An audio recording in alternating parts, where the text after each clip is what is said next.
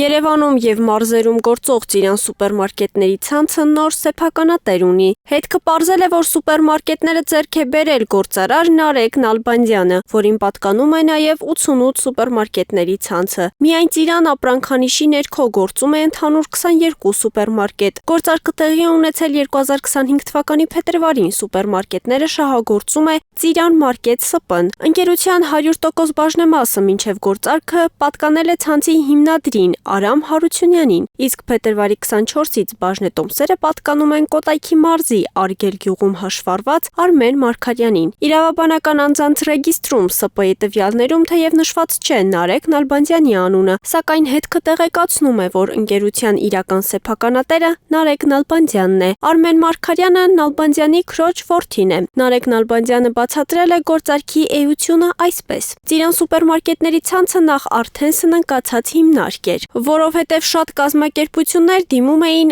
արդեն իրենց պրոբլեմատիկ պարտքերի հետ կապված։ Գրեթե 50%-ով այդ պարտավորություններն արդեն մարվել են և առողջանում է կազմակերպությունը։ 750 աշխատող պետք է ազատվեր աշխատանքից, անգործ մնար ու սննկանար։ Համ պետություններ տուժելու, համ մարդիկ իրավաբանական այլ կազմակերպություններ էին իրենց գումարները կորցնելու սննկացման հետևանքով։ Այդ ամեն ինչը առողջացվում է այս պահին արդեն ամբողջությամբ։ Նալբանդյանը նշել է, որ բրենդը պահպանելու են, ինքը 88 չի դառնալու, երկու ցանցն էլ առանձին է զարգանալու։ Եթե Ծիրան սուպերմարկետների թիվը գումարենք 88 սուպերմարկետների թվին, կստանանք 39։ Հիշեցնենք, մինչև Ծիրան սուպերմարկետների ցանցի գնումը Պետեկամուտների կոմիտեն ստուգումներ էր սկսել ցանցի ներսում, ընթացիկ ստուգումները շարունակվում են։ Մարինե Դվոյան, Արարատ Գրիգորյան, Եվրոմեդիա 24։